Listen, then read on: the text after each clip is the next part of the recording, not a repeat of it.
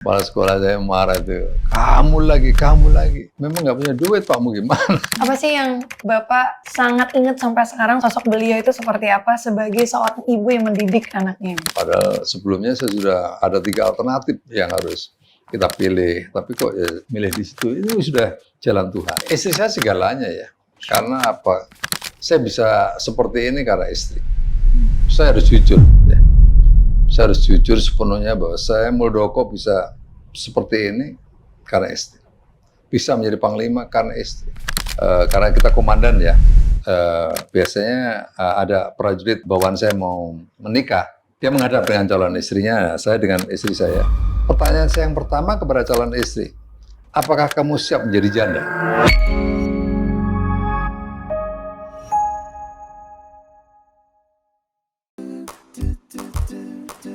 Sayang, bintang tamunya udah datang. Aduh. Kenapa sih? Kamu Ini- kenapa? Kan mau podcast.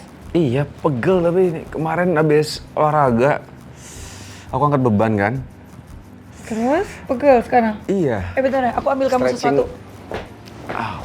Nih sayang, mendingan kamu pakai ini nih. Kamu pakai Hot in Go aja. Jadi Hot in Go ini ada inovasi terbaru, lihat nih tutupnya itu ada buat pijit-pijitnya dan ada juga aplikator untuk roll-on-nya.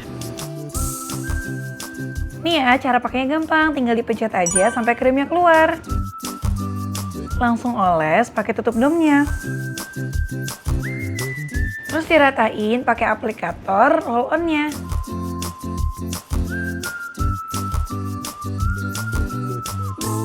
Nah, kalau buat pijit bisa pakai tutupnya aja nih. Simple, nggak ribet, dan nggak pakai cuci tangan. Masya Allah, panasnya pas banget ya sayang ya. Terus krimnya nggak lengket dan cepat meresap ya. Dan berkat inovasi dari Hot in Go ini, kita tinggal oles langsung dari botolnya sayang nih. Jadi nggak bikin tangan panas ya sayang. Bener sayang, tinggal dioles go, di roll on go, dipijit go. Insya Allah capek sama pegel jadi hilang. Udah gitu kamu tebak harganya berapa? Cuma 25 ribuan aja loh. Wah, terjangkau ya sayang ya. Iya. Udah gitu pegelnya udah hilang. Ini bisa dibeli di mana aja sayang? Bisa dibeli di apotik, di minimarket, di toko obat, atau online juga bisa. Berarti di mana-mana ada sayang ya? Kalau udah ada Hot in Go, jadi nggak usah khawatir. Kemana-mana Hot in Go aja. Cuma Hot in Go yang hotnya in, langsung go. Yaudah sayang, mending kamu syuting dulu. Ditungguin. Oke, siap. Oh udah nih, tambahan nih tenaganya nih, Masya Allah nih. Assalamualaikum warahmatullahi wabarakatuh. Halo fams. Di episode kali ini aku ditemanin sama Dokter Siska nih. Dapat kesempatan ngobrol sama Bapak Muldoko. Siapa sih yang nggak tahu beliau? Kayaknya udah pada tahu ya. Selain Purnawirawan Jenderal TNI, beliau ini pernah mendapatkan berbagai penghargaan baik nasional maupun internasional. Tapi nih, di balik kesuksesannya, beliau pernah mengalami masa-masa sulit dalam hidupnya. Gimana ya? Beliau akhirnya mampu melewati masa-masa tersebut dan bisa sampai sekarang. Yuk, kita ngobrol bareng beliau. Pak, Assalamualaikum warahmatullahi wabarakatuh. Jadi udah mulai belum? Udah boleh kok Pak. Ya udah, oke. Go. Ya Alhamdulillah. Tamunya udah datang, selamat datang di ruangan Bapak sendiri Pak. Alhamdulillah. Tamunya udah datang, yang kamu bertamu gimana sih? Kita bertamu. Kami bertamu. Bapak, yang pertama saya mau ucapin terima kasih banget udah Oke. membolehkan saya pertama kali kesini. Ya. Mungkin Dokter Siska udah pernah ya? Udah pernah. Mohon maaf direpotkan waktunya ya Pak. Mudah-mudahan hari ini sharingnya bermanfaat untuk kita-kita yang di rumah nonton juga ya. Bismillah ya Pak ya. Bapak gimana, sehat Pak? Alhamdulillah. Alhamdulillah. Baik. Barakallah. Ya jadi, Awet muda sekali ya. iya Masya Allah. Jadi kita manggilnya apa nih, sayang? Bapak atau Om? Terserah lu aja. Ini, Shiren. Bapak aja deh. Jadi Panggilnya ini Shiren. Bapak. Iya. Ini kan Shiren ini pertama kali kan Iya. ketemu Bapak. Hmm. Oke. Enggak, kesannya dulu gimana nih? Jadi Kesannya. iya, makanya. Gantian aku yang nanya, enak aja lu nanya melulu. Makanya nih, Shiren, ketika mendengar kata Pak Muldoko Iya. dengan army background, Ya. what's on your mind? Deg-degan. Iya, maaf ya Pak. Ya karena kan Udah saya macan. mikirnya jenderal TNI gitu ya. Kayaknya bisa ketawa nggak ya? Deg-degan nggak ya? Deg-degan sih Pak, mohon maaf lahir batin Pak. Tapi alhamdulillah senyumnya Iya. banyak dari tadi, jadi saya agak ngelunak dikit hatinya. Ada ya. Iya. Memang kalau kita sebagai seorang awam yang mendengar kata Panglima TNI, saya juga sebenarnya dulu-dulu tuh, aduh, saya takut salah bicara. Iya betul. Kemudian mau tersenyum, mau ketawa juga takut salah sikap, Iya. salah bicara, takut nggak sopan. Tapi ternyata biasanya setelah kenal beberapa kali tuh Pak Muldoko tuh ternyata sesantai dan seasik itu loh. Masya Allah. Nanti kita buktikan. Ya, Baik, Masya Allah. Jadi Bapak Muldoko ya, Kepala Staf Kepresidenan Republik Indonesia, ya dulunya juga pernah jadi bukan pernah jadi mantan Panglima TNI sampai 2015. ya. Masya Allah. Dan menjabat sekarang sebagai Kepala Staf Kepresidenan Republik Indonesia itu sampai hari ini ya Pak ya. Masya Allah, tabarakallah. Tapi yang aku terharunya ketika aku baca banyak banget yang nggak tahu backgroundnya Bapak itu seperti apa.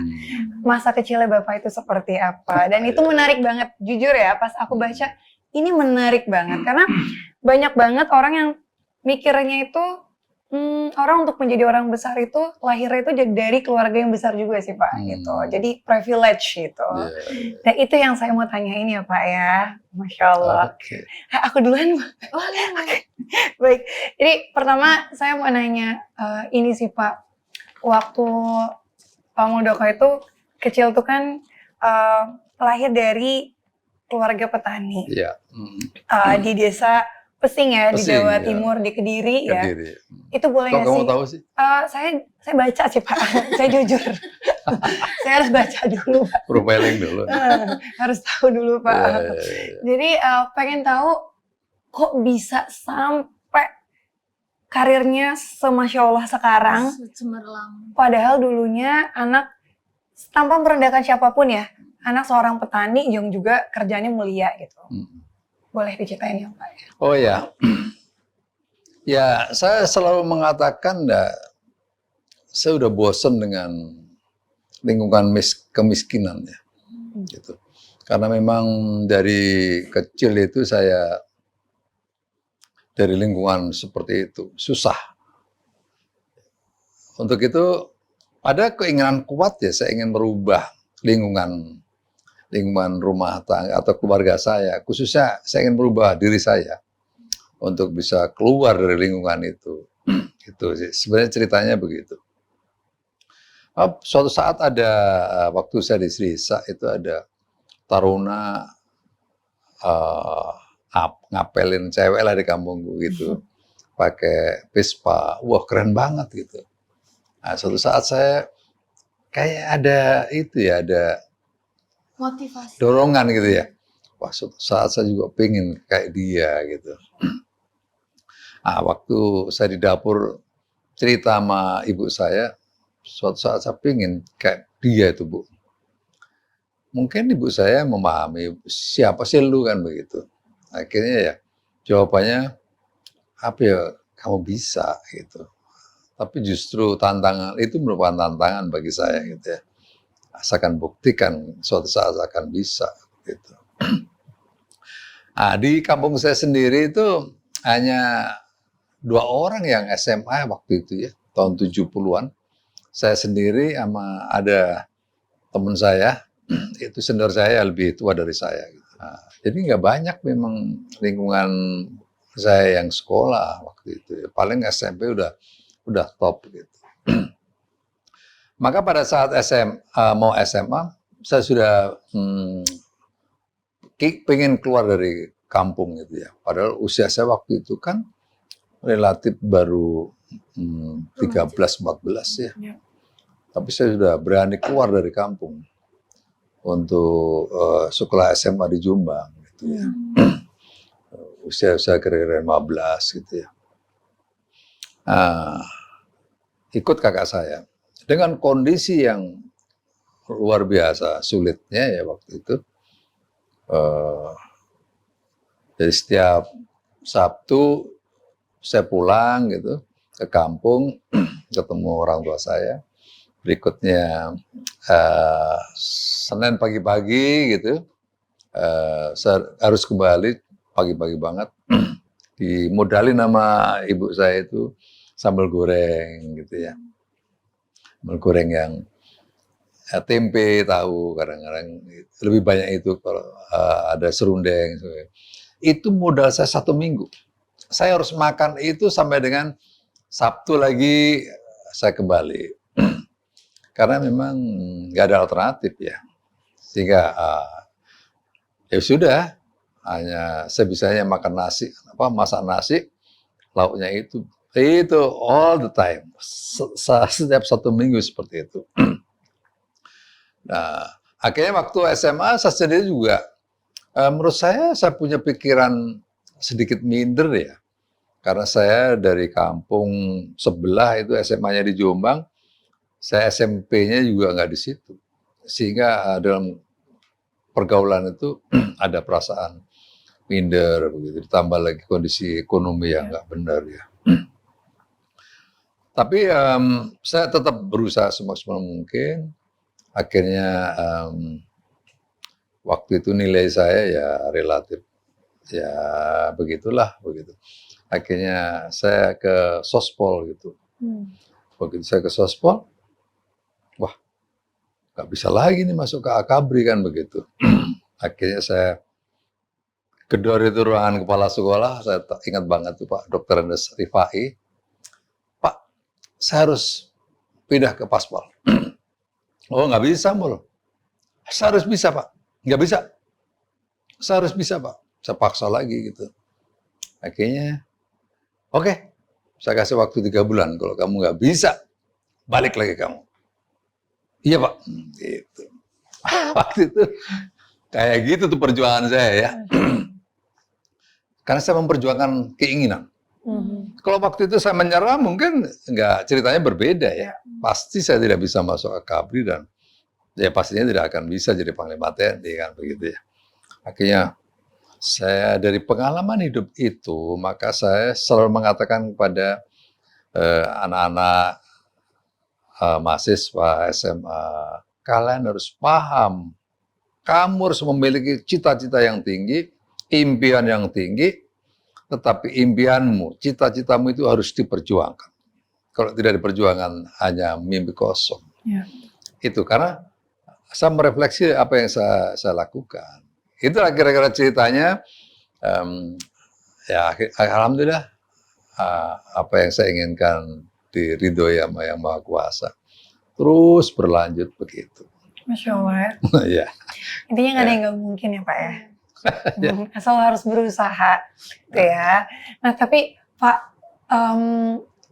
boleh nggak sih saya nanya sosok orang tua nih ya? Karena orang tua tuh pasti kan penting banget cara didikan itu gimana? Iya, itu peran orang tua saya agak paradok ya. Satu, ibu saya sangat halus banget. Bapak saya keras gitu ya, keras.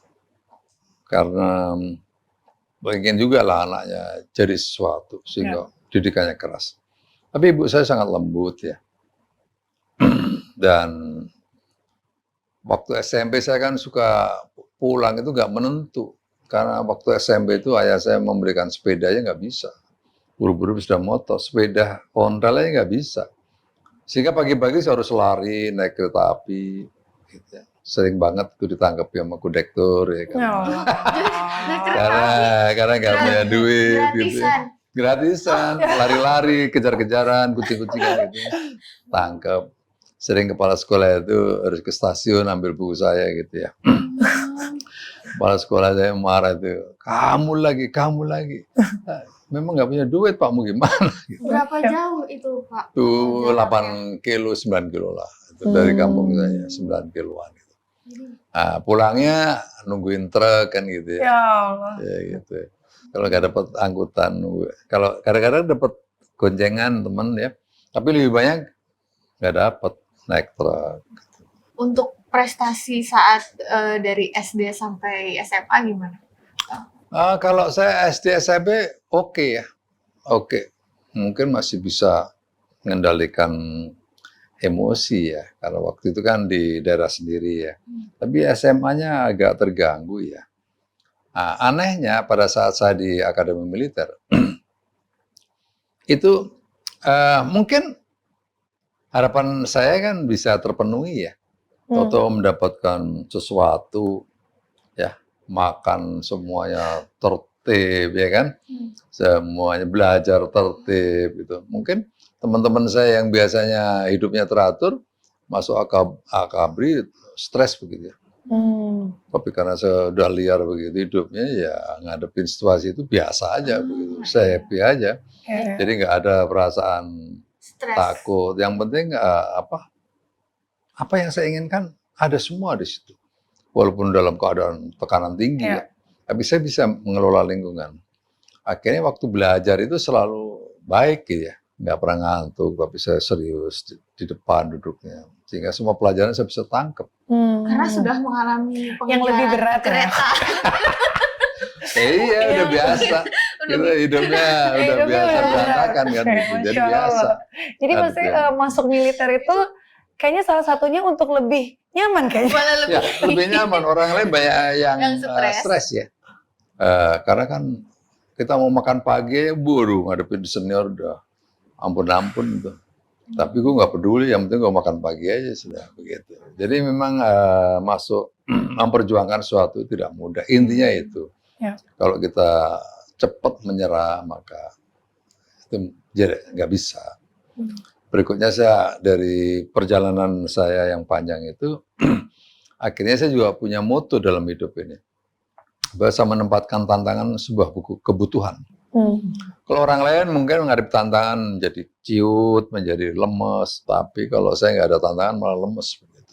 Nah, gitu. Jadi bagaimana caranya kita harus selalu mencari tantangan-tantangan baru dan membuat target. Ya. Jadi biasa men-challenge diri sendiri juga ya, Iya. Pak. Ya? Menarik sih sebenarnya ya. Orang masuk militer itu tertekan kalau Bapak Malah lebih seneng. mencari tekanan. Pak, maaf kan tadi Bapak mention tentang ibu itu memang halus gitu ya. Apa sih yang Bapak sangat ingat sampai sekarang sosok beliau itu seperti apa sebagai seorang ibu yang mendidik anaknya? 12 bersaudara. Iya, 12 bersaudara dan saya anak terakhir ya. Yang salah dari ibu saya itu beliau sholat tahajud, sholat itu duha ya. Sholat duha itu, aduh, itu sampai dengan saya, sampai beliau menjelang meninggal ya. Aduh. Itu masih kuat sholat duha ya. Terus beliau suka keliling gitu pagi-pagi, datengin para jompo-jompo, anak-anak yatim, kasih uang kecil-kecil gitu.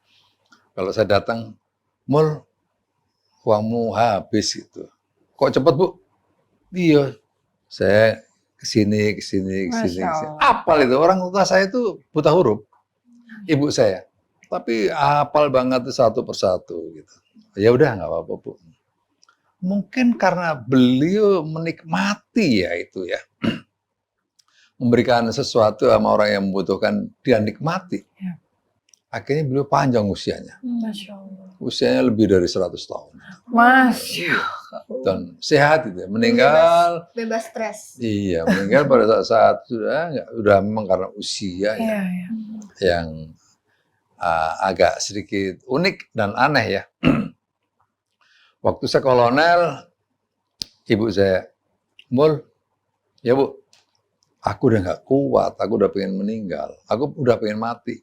Bahasanya bukan meninggal, aku udah pengen mati. Aku udah pengen mati, Le. Le itu bahasa Jawa Timur itu. Saya bilang, jangan dulu. Ada apa? Tunggu saya sampai jadi panglima. Ya. Masih lama enggak? Ya enggak ngerti, masih kolonel kan.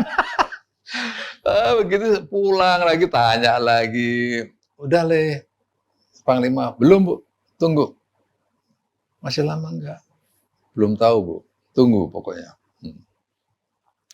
Itu sampai saya menjadi panglima divisi Kostrad 1 ya, Panglima Divisi 1 Kostrad, kira-kira 2 minggu ibu saya meninggal.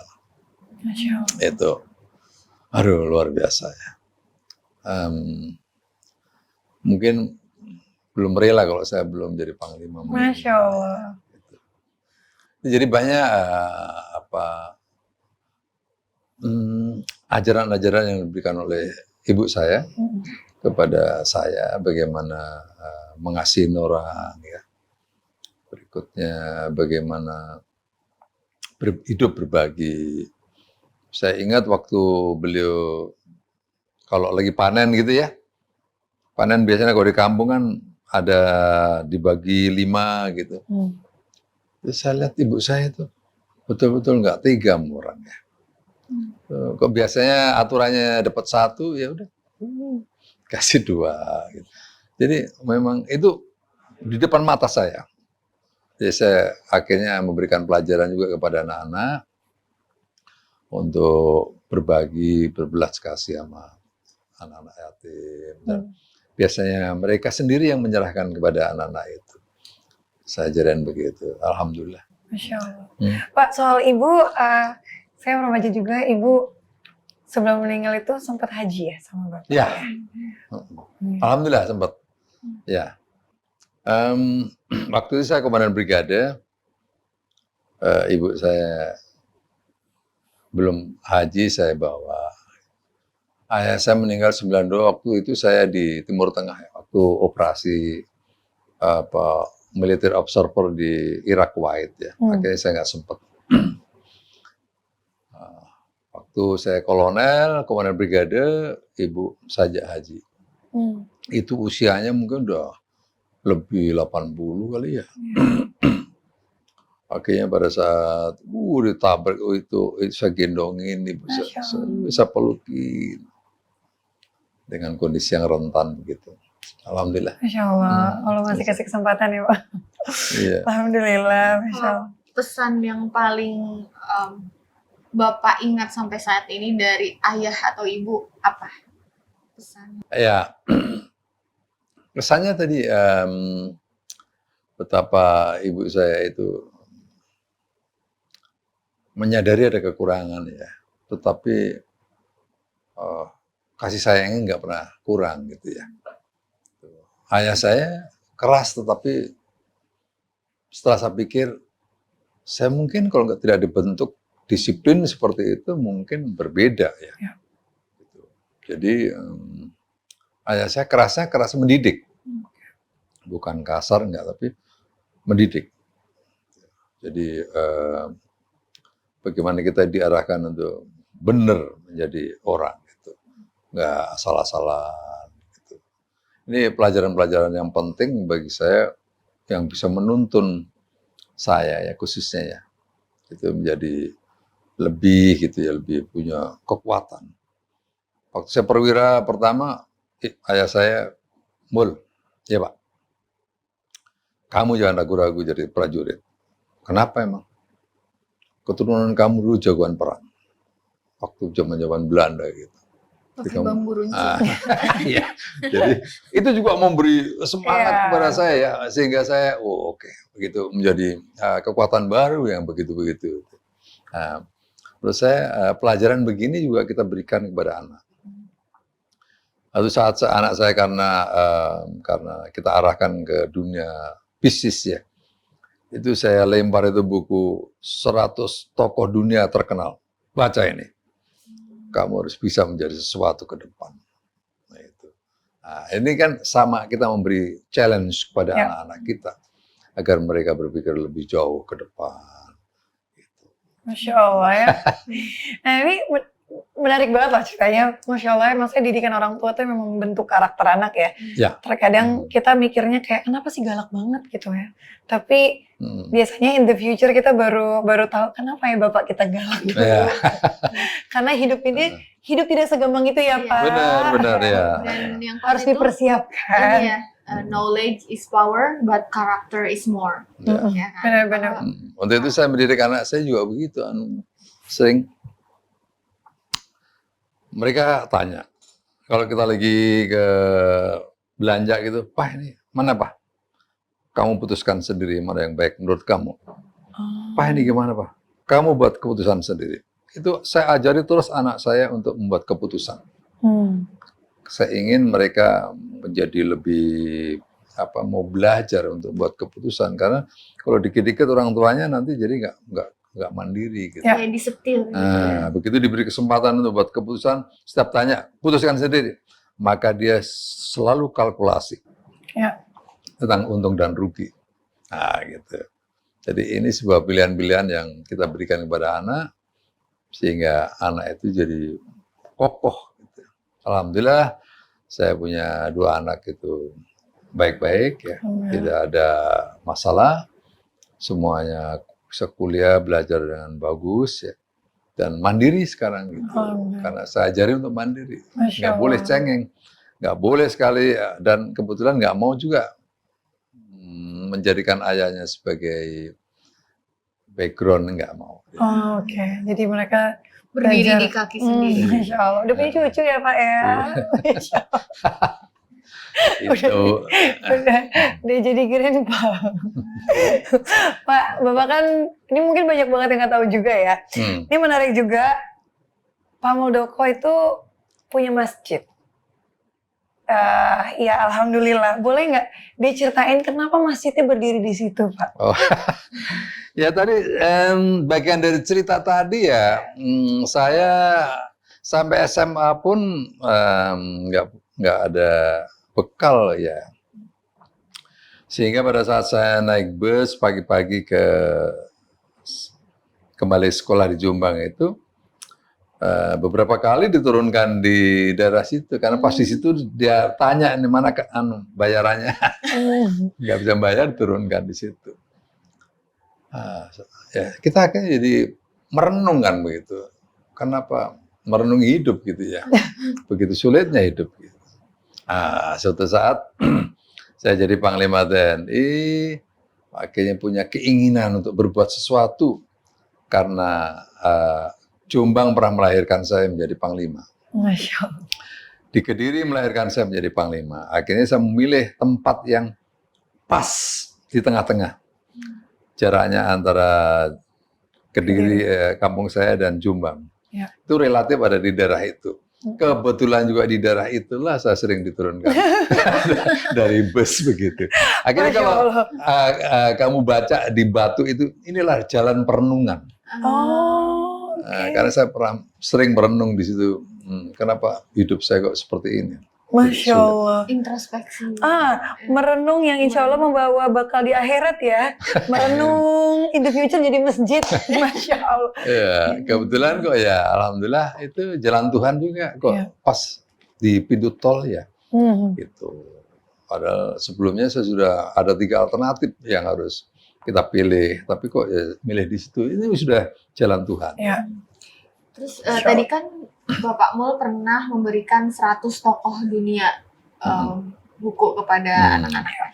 Kalau boleh tahu, Pak Mul sendiri siapa sih tokoh idolanya dan kenapa? Oh gitu. Karena saya prajurit ya pasti tokoh idaman saya adalah Panglima Sudirman. Ya. Panglima Besar Sudirman. Keren sekali jawabannya. Beliau memberikan spirit yang luar biasa. Ya. Sebagai tokoh panutan yang semua ada di beliau. Inspirasi. Ya, dari sisi kesederhanaannya, dari sisi semangat fighting spiritnya, semangat perjuangannya dalam kondisi sakit, beliau masih bisa berjuang. Berikutnya dari sisi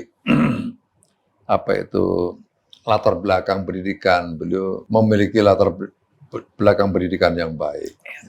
Gitu. Walaupun pada saat itu ada ukuran-ukurannya, tapi saya memandang beliau punya background seperti itu. Maka saya juga mencoba bagaimana saya membangun spirit menjadi seorang prajurit yang baik. Berikutnya bagaimana saya memiliki background keilmuan yang bisa mendukung dalam perjalanan hidup saya dan karier saya. Maka saya juga menimba ilmu-ilmu di luar kemiliteran. Sehingga itu bisa menjadi background saya untuk mengelola sebuah organisasi. Gitu. Akhirnya alhamdulillah semuanya bisa ada manfaatnya. Ya. Masya Allah. Gitu. Ya akademis penting ya Pak ya. Ya. Pendidikan itu juga penting. Bapak Saya sering S3 mengatakan ya? saya sering mengatakan pada saat saya memberikan kuliah kepada anak-anak ya. Menurut saya hanya dengan pendidikan kalian bisa merubah hidupnya. Gitu. Apalagi ditambah lagi dengan sistem politik di Indonesia seperti saat ini, maka sebenarnya siapapun bisa menjadi apapun, kapanpun, dimanapun. Gitu. Nah, kalau mereka memiliki jenjang pendidikan yang baik, ya itu bisa merubah. Untuk itulah saya sangat senang bahwa keinginan Bapak Presiden Joko Widodo ini untuk menempatkan pembangunan sumber daya manusia pada prioritas pertama. Ya. Karena apa? Karena memang beliau berpikir ya, no one left behind. Tidak ada satupun yang tertinggal dalam mencapai keinginan cita-cita. Nah, saya pikir ini juga pernah menimpa hidup saya yang begitu sulit, maka kita juga harus bisa berbuat sesuatu ya. Nah, dalam skala yang lebih kecil, saya juga melakukan sesuatu ya di masjid saya itu. Di sana ada anak-anak tidak mampu ya, itu dari sekitar daerah Jombang situ kita ambil mulai dari SD, saya suruh belajar mereka, dan sekarang udah yang S1 udah 6 orang ya. Masya Allah. Nah, saya sampaikan kepada mereka, sepanjang otak kamu bagus, sampai S3 pun saya akan biayai. Gitu. Udah ada 3 orang yang bekerja ya, ada yang masuk tentara ya, nggak apa-apa kita salurkan mereka. Karena saya melihat betapa dulu saya sulit begitu. Masya Allah, luar biasa, Masya Allah. Allah nggak salah ya kalau ngasih rezeki ya Pak. Ya, Masya Allah. Masya Allah. Iya, Masya Allah. Nah, Pak, saya mau nanya tentang keluarga Bapak boleh ya Pak? Apa? Mau nanya tentang keluarga Pak. Oh ya, boleh.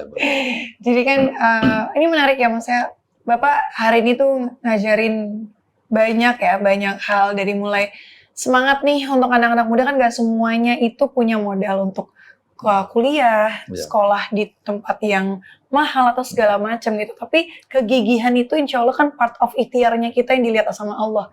Insya Allah Allah akan bantu gitu. Nah, sosok almarhumah rahimahullah yang Bapak sangat cintai ya. Boleh nggak sih cerita sama kita dulu itu ketemunya gimana Pak? Oh. Kisah kasih. Kisah kasih romantis ya Bapak. Ada persoalan yang dihadapi oleh para perwira ya. Pada saat taruna itu mudah mencari pacar. Tapi begitu setelah perwira cukup sulit menentukan jodoh. Itu persoalan yang hampir semua yang ngadepi situasi seperti itu. Ya, jadi pada saat saya Letnan 1 itu ya mungkin hubungan ini ada relation bisnis ya antara keduanya, akhirnya bisa menemukan, ada saudara saya yang kebetulan membangun relasi dengan mertua itu, calon mertua waktu itu, akhirnya ditemukan, bisa ketemu ya, mungkin saling senyum, akhirnya bisa jatuh cinta. Dari mata. Situasi sesungguhnya seperti itu. Itu ketemunya pada saat saya udah perwira ya. Dan sepertinya memang berbeda. Istri saya dari lingkungan keluarga yang punya, saya dari keluarga yang tidak punya. Tapi rupanya memang semuanya udah menjadi jodoh ya. Dan bagi saya sebuah keuntungan juga, karena kalau saya waktu itu menikah dengan sama-sama miskin mungkin juga susah gitu gitu. Jadi saya harus jujur bahwa memang mertua saya ada sesuatu punya. Waktu saya dikunjingkan apa Panglima Tajir, ya saya jujur aja. Memang saya menikah dengan anak orang kaya. So what, kan gimana? Kan nggak bisa Jodoh. dihindari. Gitu. Simbiosis mutualisme. Akhirnya itu menunjang hidup saya, menunjang karir saya karena saya sudah nggak perlu lagi mikirin garis belakang. Saya hanya fokus pada pekerjaan sehingga nggak ada lagi pusing kanan kiri dan seterusnya. Itu bukan berarti kita gimana ya? Matre ya, bukan juga ya. Itu memang itu dari jodoh kan ya. Tapi saya membayangkan ya, saya juga membayangkan kalau waktu itu kita sama-sama sulit juga mungkin mempengaruhi dalam perjalanan karir. Ya. Tapi doktrin saya akhirnya kepada anak saya katakan sama mereka, saya sebagai ayah kamu, saya tidak mempersyaratkan suami kamu, istri kamu, anaknya orang kaya. Tapi satu syarat saya yaitu harus, kalau laki-laki harus bertanggung jawab, harus bekerja. Nah, itu kalau nggak bertanggung jawab ya nanti anak gue menderita. Kan? Iya benar. Bibit bebet bobot penting. Benar. Iya.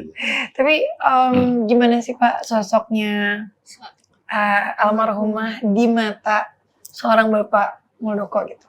Iya, istri saya segalanya ya. Karena apa? Saya bisa seperti ini karena istri. Saya harus jujur. Ya. Saya harus jujur sepenuhnya bahwa saya Muldoko bisa seperti ini karena istri. Bisa menjadi panglima karena istri. Kekuatan istri saya luar biasa ya. Karena saya sama sekali tidak pernah memikirkan hal-hal yang aneh-aneh. Saya fokus kepada tugas dan istri saya sangat mendukung itu, sangat memahami itu, sehingga betul-betul nggak ada sama sekali handicap saya dalam menjalankan kegiatan pekerjaan. Karena semuanya mendapat dukungan penuh ya dari istri. Ada sebuah pengertian yang sangat tinggi ya, dan sabar yang paling sulit ya. Karena apa? Karena kadang-kadang Sabtu Minggu harusnya untuk bercengkerama dengan keluarga, saya harus kuliah. Ya. Kuliah S1, S2 sampai S3 itu sebuah pengorbanan bagi keluarga loh. Ya. Gak gampang ya. Tapi bisa menerima dengan baik. Berikutnya kalau saya jadi komandan begitu, jadi panglima, kalau saya harus membangun di organisasi saya, baik komandan batalon, komandan brigade sampai panglima, saya sering minta duit itu. Iya, saya sering minta duit. Mana duit? Untuk apa? Saya bangun ini. Oke, nggak rewel gitu. Masya Allah. Jadi, ya. Itu bagian dari kesukaan saya. Dimanapun saya menjabat, saya selalu membangun. Itu, dan hebatnya istri saya adalah nggak pernah komplain. Gitu. Walaupun pakai uang pribadi, nggak ada masalah. Itu bagian-bagian yang mungkin tidak dimiliki oleh orang lain. Ya, gitu. Makanya menurut saya bisa seperti ini, saya bisa membangun sebuah prestasi, ya karena istri. Karena kehadiran istri saya. Berarti betul ya, behind every successful man there is a great woman behind. Iya. Betul itu, exactly, great women. Kalau yang di belakang kita nggak punya kekuatan besar, nggak bisa menjadi pendobrak, nggak bisa menjadi pendorong, nggak bisa menjadi support sistemnya ya. Iya. Ya. Berarti kan maksudnya selain dari memang apa yang almarhum miliki juga sosoknya tuh kuat gitu kan. Ya, maksudnya nggak cranky ditinggal-tinggal, nggak begini nggak begitu gitu. Ya. Jadi memang support, ya udah mau kayak gimana, keluarganya seperti apa itu tuh susah dicarinya ya. Ya. Pada saat anu. bertugas berperang gimana istrinya Pak? Oh, ya biasa di batalan ya mengelola anak sama organisasi berjalan dengan baik. Gitu. Istri saya itu very detail ya, sangat detail. Kalau saya pergi itu disiapin koper itu, dikasih denah itu. Ya Allah. Pakaian dalam nomor 1, bak ini nomor handuk nomor ini. Detail itu. Sehingga kalau saya buka itu tinggal saya lihat, Perfeksionis. nggak usah nyari-nyari lagi. Masya Allah. Sampai seperti itu tuh. Ya. Bahaya nih kalau suami saya nonton. Berikutnya kalau mungkin Anda nggak percaya ya. Bahaya nih. Anda nggak percaya sampai saya kepala staf presiden saja. Biasanya kita pakaian memang kita laundry ya. Ya. Tapi pada saat kita cabut dari plastik itu kan kusut ya. Istri saya sendiri setrika. Masya Allah. Itu. Sampai begitu. Berikutnya kalau masang pangkat gitu, begitu dia lihat begini, mereng. Gitu. Beliau sendiri yang benahin. Tapi Very. pada saat tugas ke luar negeri, misal ada sempet ini nggak Pak nangis atau misalnya Apa ya udah gitu, ya, lempeng gitu. atau strong? Kalau saya kan kalau ternyata suami saya mau perang misalnya ya, kayak Saya gimana? nggak dulu Nggak deh. usah deh, jangan pergi. Ya, Kalau ibu gimana? ya kalau bertugas melihat luar negeri? keteguhannya ya, mungkin kita juga sudah doktrin kalau. Jadi kalau saya memanggil karena kita komandan ya, biasanya ada prajurit saya, bawahan saya mau menikah, dia menghadap dengan calon istrinya, saya dengan istri saya. Pertanyaan saya yang pertama kepada calon istri, apakah kamu siap menjadi janda? Ya.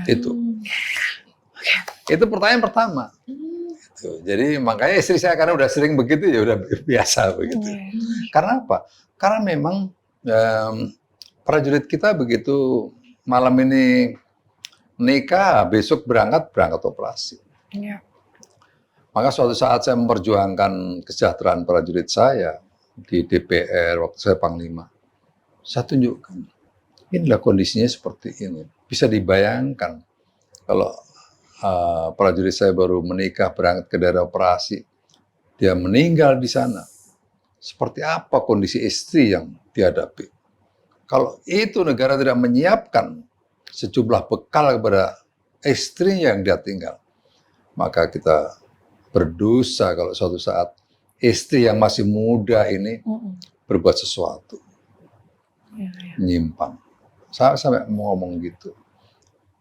Karena kita harus punya tanggung jawab moral yang tinggi untuk mereka. Tapi Bapak punya pengalaman nggak Pak? Maksudnya Bapak ngadepin keluarga yang memang seperti itu gitu? Iya. Suatu saat saya juga belum menikah sih. Ya, waktu saya ke Timur Timur tahun 85, karena sama-sama belum punya pengalaman bertempur, tahu-tahu kita masuk ke daerah yang sangat merah ya. Sangat merah itu artinya sangat berisiko tinggi. Ya. Tahu-tahu begitu saya pagi-pagi kira-kira jam 6 kurang seperempat saya berangkat, saya dihajar tuh. Akhirnya ada 3 anak buah saya meninggal.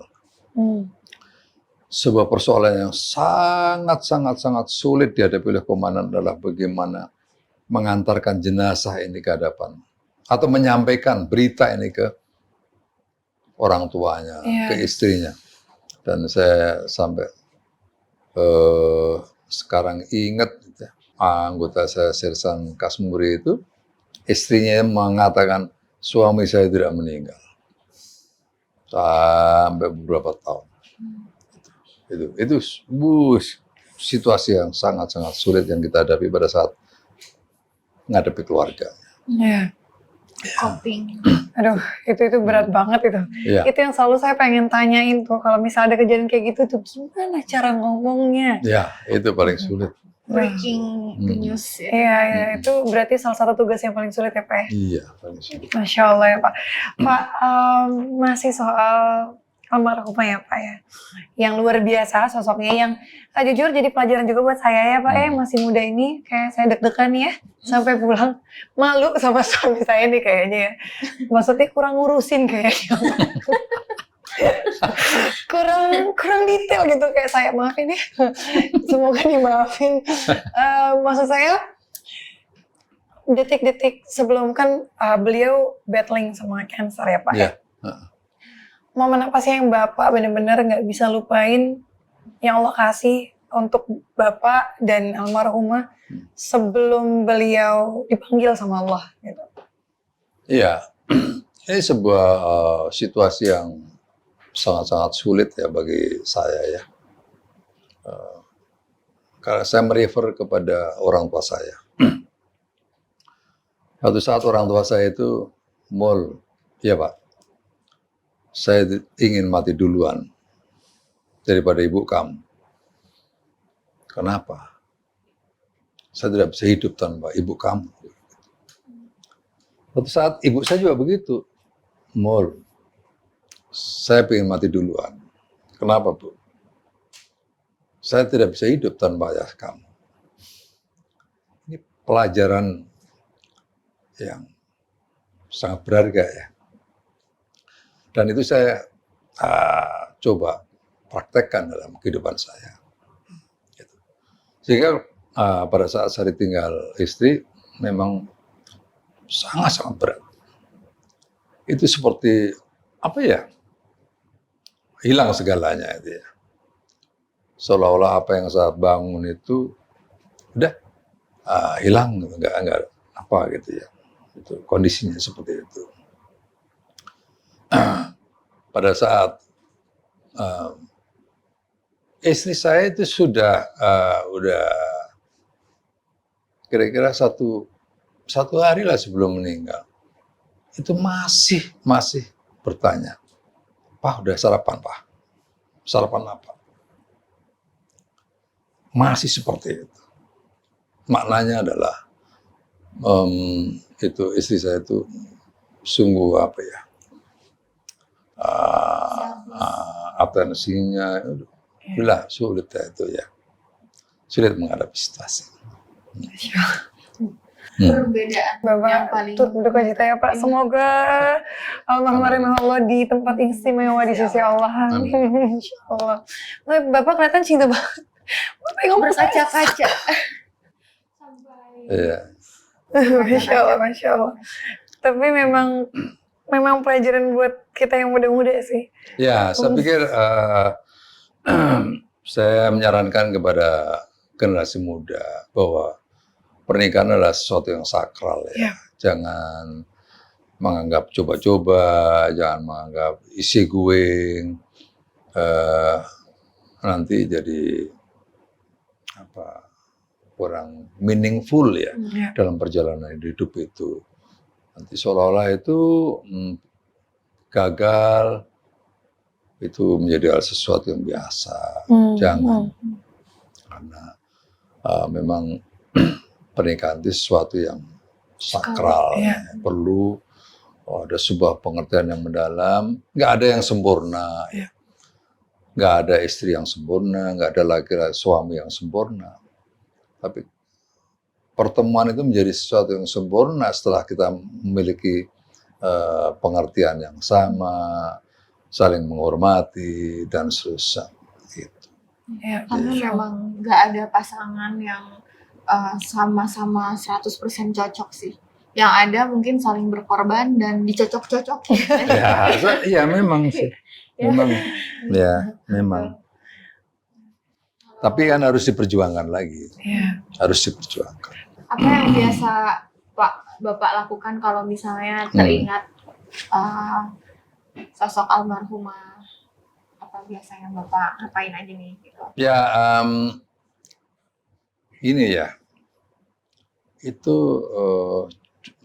walaupun udah setahun gitu ya, kalau kita di tempat tidur, begitu noleh gitu, masih lebar gitu ya kan? Berpikir, gitu. Jadi Ya, Masya Allah. Ini memang susah loh dia. Ternyata ini sosok lain dari Pak Mul, romantis. Cinta banget sama istrinya tuh, Masya Allah. Bapak sama Ibu 38 tahun ya, Pak? Ya, 38 tahun. 85 ya. Iya, 85. Iya, 38-an berarti ya. 38 tahunan. Sampai 2000 lebih lah. 2023. Ya, sudah kemarin udah setahun lebih. Oh. Nanti til jannah. Amin, bismillah. Insya Allah pertemuan lagi ya, Pak. Iya. Amin. Oh iya. Saya tuh kan cengeng ya, Pak. Jadi sayanya susah. Iya. Oke, tapi dari tadi Bapak cerita ya, saya sebagai perempuan kayak denger sosok almarhumah tuh luar biasa. Luar biasa. Yang pertama beliau itu backgroundnya itu bukan dari keluarga biasa-biasa aja. Tapi ngurusin suaminya itu Masya Allah. Balik lagi ini teguran buat aku.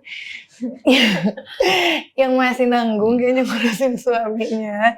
Itu sampai plat miring aja diurus. Itu tuh Masya Allah. Dan itu berkesan banget buat Pak Mul sampai kapanpun. Dan beliau juga pasti jadi sosok ibu yang baik untuk ngurusin anak-anak. Karena kan Pak Mul sering tugas. Iya. Ada perang, ada keluar negeri, ada tugas di sini, ada kuliah sampai S3. Jadi beliau kan yang ngurus anak-anak di rumah. Suami pulang ngurusin anak, ngurusin suami juga itu Masya Allah banget gitu. Dan itu apa ya, inspirasi lah untuk kita semua gitu ya. Untuk kita yang masih muda-muda ini ya, banyak belajar gitu, terutama saya gitu. Bapak, terima kasih banyak Pak atas waktunya. Mohon maaf Sama-sama. kepanjangan. Iya. Masya Allah, tabarakallah. Tapi kamu berhasil buat saya nangis tadi ya. Pak, saya udah nahan banget. Takutnya kalau nangis saya nggak bisa ngomong, Pak. Bapak, Masya Allah, tabarakallah, terima kasih banget Iya. pelajarannya untuk saya, untuk kita, semua. untuk semua yang nonton, luar biasa banget. Semoga Allah balas semua kebaikan Bapak hari ini dengan segala informasinya, dengan segala sharing pengalamannya yang luar biasa ya. Mohon maaf ya Pak kalau ada salah-salah. Ya. Mudah-mudahan diterima Sama-sama. lagi. Kalau datang nggak dikunci di depan ya Pak ya. Tadi dikunci. Enggak, makasih. Alhamdulillah, welcome banget di sini ya. Oke, semuanya mohon maaf lahir batin kalau ada salah-salah kata. Mudah-mudahan bermanfaat. Assalamualaikum warahmatullahi wabarakatuh. Waalaikumsalam.